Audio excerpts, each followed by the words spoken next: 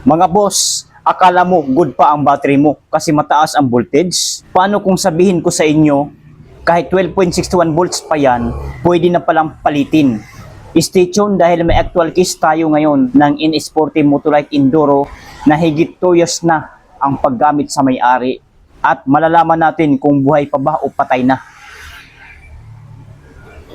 Magandang araw mga boss, welcome back sa tip ni Kuya RM kung saan nagbibigay tayo ng tips, tutorial at expert advice tungkol sa battery ng sasakyan. Kung bago ka pa lang sa channel, don't forget to subscribe at pindutin ang bell para updated ka sa mga ganitong content.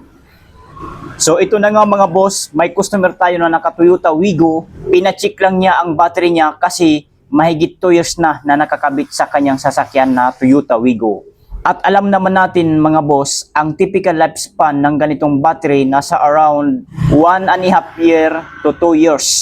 Depende sa gamit at maintenance. So ngayon mga boss, ititesting natin ito gamit ang Lancol battery tester o battery analyzer. Ito po ang itsura, yan.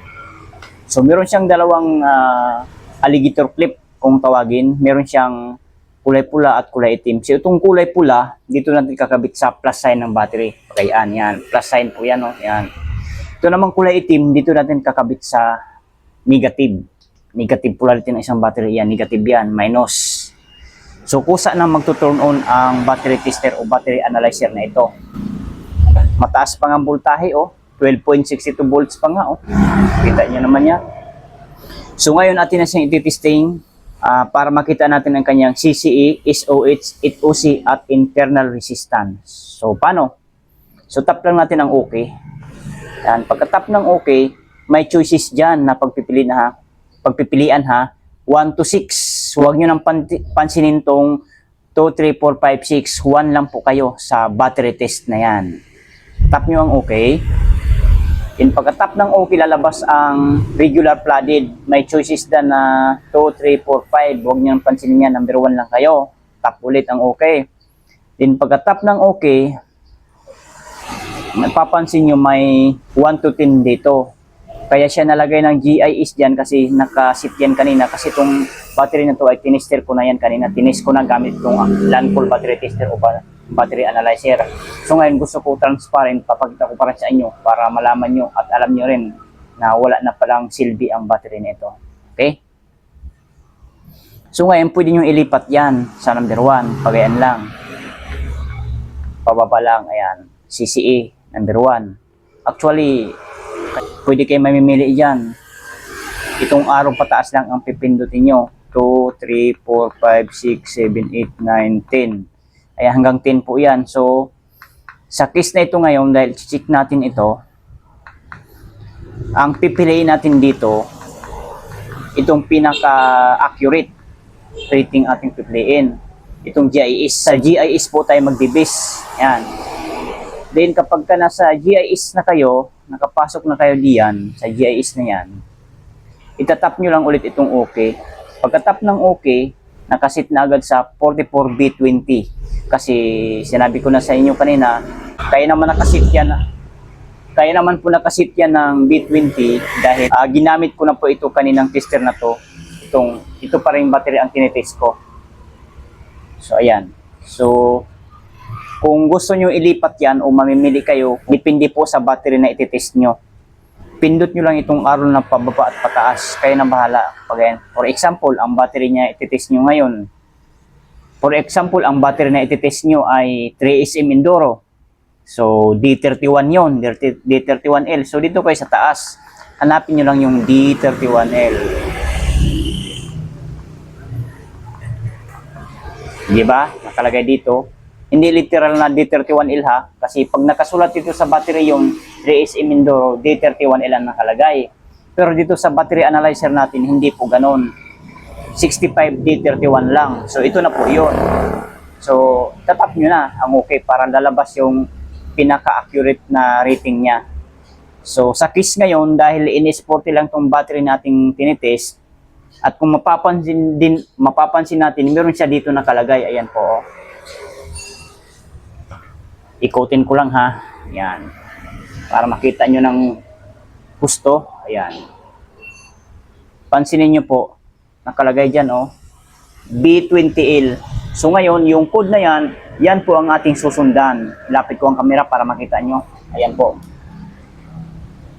B20L po yan ha. B20L. So yan po ang ating susundan na code. So ngayon, hanapin natin yan dito sa Dancool battery tester o battery analyzer.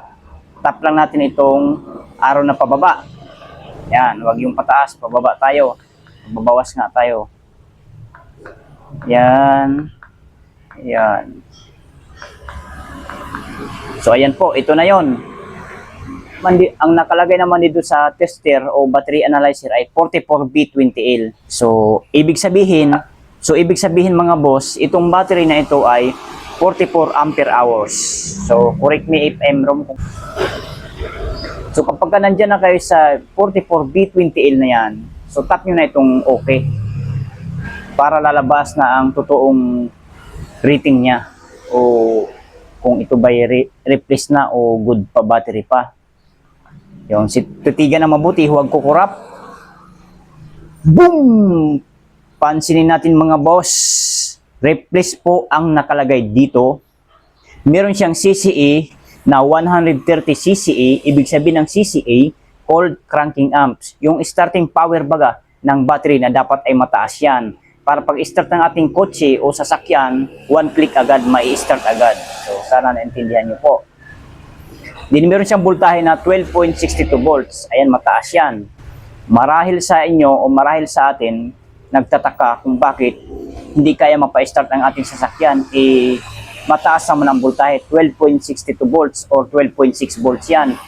Nasa standard full charge po yan pagka ganun. Pero bakit hindi ma-start? Sa kadahilanan po, dito sa CCA, mababa na po ang kanyang CCA. So, right? Hindi na po mapaikot ang starter relay.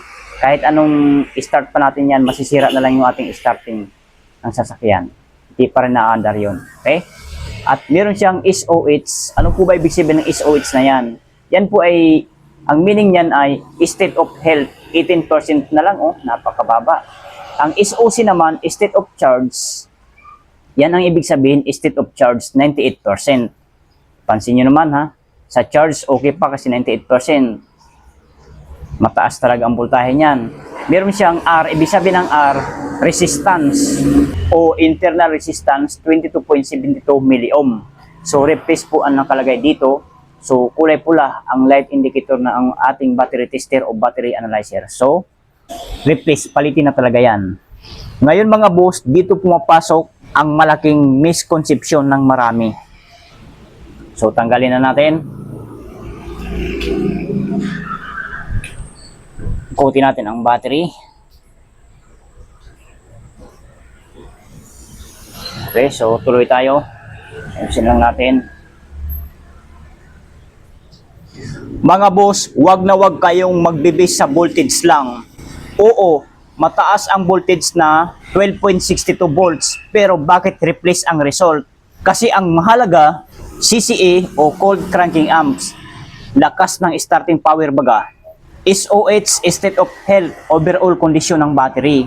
Sa case na ito, mababa ang CCA, 130% na lang, bagsak ang SOH, 18%. Ibig sabihin mga boss, kahit mataas ang voltage, mahina na ang actual performance ng battery.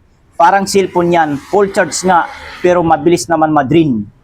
Ganito yan mga boss. Ang voltage parang fuel gauge lang. Ang CCA, actual lakas ng makina pag-start. Ang SOH, overall condition ng battery. Kaya kahit 100% ang charge, SOC 98%, kung sira na ang loob, wala na talagang silbi. Mga boss, ito ang tips para maiwasan ang ganitong problema. So tip number 1, regular battery check. Every 6 months, ipatest ang battery gamit ang battery analyzer o battery tester. Huwag mag-release sa voltmeter o voltage lang ng battery. Hindi sapat ang voltage reading. Tip number 2, huwag mag-release sa voltmeter lang. Hindi sapat ang voltage reading. Tip number 3, iwasan ang deep discharge. Huwag hayaang maubos ang charge ng battery like naiwan bukas ang ilaw. Tip number 4, check water level kung hindi maintenance free. Siguraduhin hindi natutuyuan. Tip number 5, clean terminals. Iwas korosyon para stable ang koneksyon. Kung ang battery mo ay more than 2 years na, hirap na mag-start, mababa na CCE at SOH. Huwag na pilitin, palitan na agad. Mas mahal ang abala kapag tinirik ka sa daan. So sa case natin mga boss, kahit 12.61 volts, dahil sa baba ng CCE at SOH, palit battery na. Kaya tandaan nyo, hindi lahat ng mataas ang voltage ay good kondisyon. Maraming salamat sa panonood mga boss. Kung may natutunan ka, hit like, share mo sa tropa at subscribe sa tip ni Kuya RM. Comment ka lang kung may gusto ka pang ipacheck o ipagawa na content. This is Kuya RM nagsasabing, sa tamang kaalaman sa battery, iwas aberya sa biyahe.